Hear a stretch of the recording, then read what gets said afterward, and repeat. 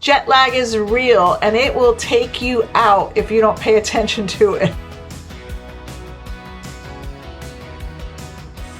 We learned some things on our last Mediterranean cruise. Let's talk about it. When you go to Europe on a Mediterranean cruise, there's definitely some things that you have to keep in mind. So I take a look at some of the lessons we learned when we were on our Mediterranean cruise, and I wanted to share them with you. The first thing we learned is that jet lag is real. Jet lag is real and it will take you out if you don't pay attention to it. I know there's lots of apps and things like that you can use to help you with your jet lag. We didn't do that. I don't know, maybe we should have. We didn't do any of those apps, but I'll share a little bit about our experience. We flew from the United States to Rome because that's where we were picking up our Mediterranean cruise. We flew out of New York and we flew on an overnight flight. For this particular flight, we didn't have anything but coach seats. So since this was an overnight flight, we didn't sleep very well on the flight at all. Lesson to us, I might try business class next time, but it's so darn expensive. So we flew to Rome, we got there, and we started right away with jumping right into some of our tours. So we got off the plane, we landed around noonish or 1 o'clock. Somebody picked us up at the airport and we started with some tours and it was awesome. We went to our hotel. We really kind of fought through the fact that we were tired. We went out to dinner. We had some pizza and then we went back to our hotel and we went to sleep. Now we had an alarm set for the next morning because we were having a full day of tours to take every advantage of our full day in Rome. And we did that. And we got back to the hotel that second night. I don't know. We went to dinner. We did a lot. We probably didn't get back to the hotel till after dark. We went to bed and we slept. Man, did we sleep. We woke up the next morning at around 11 a.m. So we probably slept for like 13 hours straight. I woke up, I looked at the clock and I said to Mark, oh my gosh, it's 11 a.m. We missed breakfast. We missed the whole morning, but that was okay. We didn't have anything scheduled till that afternoon. Obviously, this was jet lag catching up to us. So when you travel to Europe, we've been to Europe twice, one on a Mediterranean cruise and once on a river cruise. When you go to Europe, please take jet lag into account. Take it into account in your plans. Use an app. However you want to handle jet lag is totally up to you. And it's real and it's definitely something to think about when planning your activities for your cruise. I was grateful that we had built 3 days in Rome before we got on our cruise. And that's definitely something I recommend. Never fly in to Europe day before your cruise, the day of your cruise. Give yourself a couple of days to help take care of that jet lag because it hit us hard. And even with those 3 days, we were running from dawn to dusk, seeing everything we could see in Rome in that, 2.5 days, 2 days that we had. So we were tired when we got on the ship, but we were tired from our own activities. Take this as a warning. Take jet lag into account when planning your trip. For sure. Another thing to really take into account when you go on to a Mediterranean cruise is that you're there to see the ports. It's very port heavy. So that, again, like going back to jet lag and being tired, that can tire you out. We spent a lot of time in the ports because you're in Europe. You want to see these beautiful ports. It does vary from a Caribbean cruise if you're used to that. Even though you visit ports in a Caribbean cruise, I do kind of feel like it's a little bit more relaxing. I feel like this Mediterranean cruise was so much fun. We enjoyed every moment. We loved being in Europe, but I wouldn't say it's 100% relaxing. So remember, there's a lot of port days and you want to think about that. One of the things that we did was because we spent those 3 days in Rome before our cruise is we scheduled a couple of port days, but we scheduled half-day excursions or 5-hour excursions because I was thinking, I don't think I can handle an 8-hour excursion because we're so tired. And I was so grateful that we did because that 4 or 5 hours was just enough for us to see what we wanted to see, get back to the ship and have a little relaxation time. I speak to a lot of clients who look at some of these itineraries and you can definitely tell that they're very port heavy.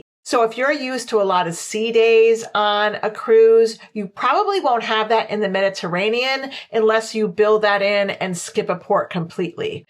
And speaking of that, we did skip a port. We were so tired. We just decided not to do anything that day. I don't regret it at all. We loved the ship. We had seen so much of what we wanted to see already that we were so satisfied. So that's an option as well. Maybe not schedule so many activities or schedule an activity for every port that you go to. Another thing to take into account when you're planning a Mediterranean cruise is that the cruise excursions tend to be a little bit expensive. They tend to be a little bit pricey. And so that's definitely something to take into account. Like I said, like if you're comparing it to a Caribbean cruise, it definitely has a different vibe and it's more expensive. It's definitely worth doing these activities 100%. You are in Europe. You're in the Mediterranean. But it's definitely something to plan into your budget so that you're prepared that you probably will be paying a little bit more for excursions maybe than you're used to compared to the Caribbean. It's kind of like Alaska. When you go to Alaska, those excursions tend to be a little bit expensive too. The excursions in Europe are a little bit more expensive. So just take that into account when planning your budget. That's all. Another thing we learned that really surprised us, which I didn't know until I experienced it, is that when you pull into port, your destinations that you might want to visit, your excursions that you had planned or that you have planned for that day, the ports where the ship docks is not necessarily close to what you want to do that day. So here's an example. We docked in Naples, but we knew we wanted to go to the Amalfi Coast, and that was an excursion that we could take. We did plan that excursion through a third party outside of the cruise line, but it was still an excursion that we wanted to take. So from the port of Naples, even to get to where we wanted to go in the Amalfi Coast area, it probably was an hour, hour and 10 minutes to even get there. So that was an hour, hour and 10 to get there and an hour and 10 to get back. So when we went to the Amalfi Coast, we did see a lot. We saw Sorrento, we saw Positano, we had a lovely lunch, and we went to Pompeii. We filled that day.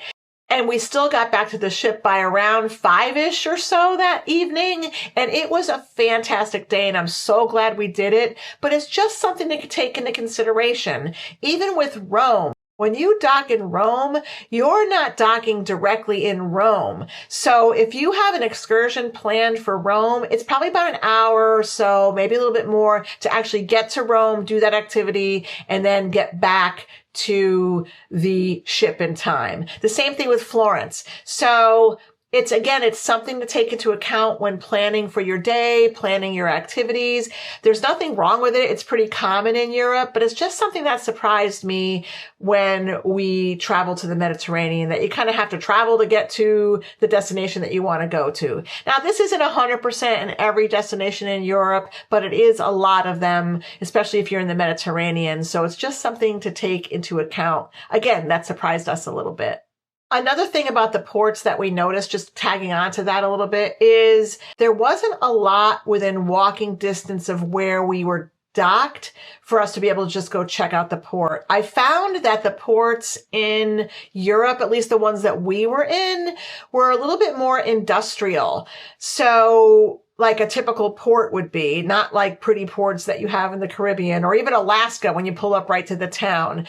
These were a little bit different, and you would have to take a taxi or plan an excursion to get kind of anywhere that you needed to go. There was no, at least in our experience, there was no really like getting off the ship and just kicking around the port a little bit. Again, that could be the case in some of the ports, but more often than not, that port is really kind of just industrial. And to get from point A to point B, you need a car to get that way or a shuttle or something like that. And the last point I want to bring up, the last thing we learned from our Mediterranean cruise that we definitely want to share with you is prepare for the heat. Now, if you're going in summer, If you're going in summer, prepare for the heat because it can be pretty hot. We were there in June and we were hot when we were in Rome, and it was hot for the rest of our cruise as well.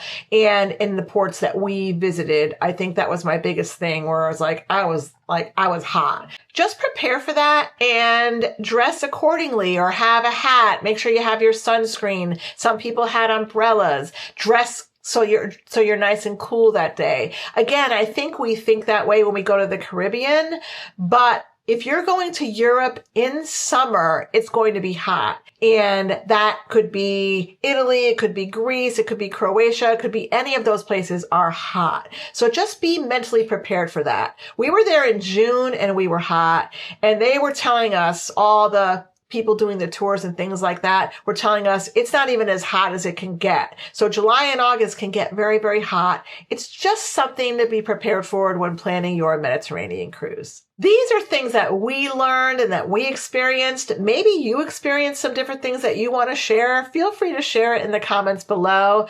But these are just some things that kind of surprised us, caught us off guard, that I try to talk to my clients about and prepare them for as well. So I was like, let me make a video and talk about this so that anybody going to the Mediterranean on a Mediterranean cruise can somewhat be prepared. Thank you so much for watching. If you found this video valuable, please feel free to like and subscribe. Mark and I travel a lot, and we would love to share our travels with you. Thanks so much.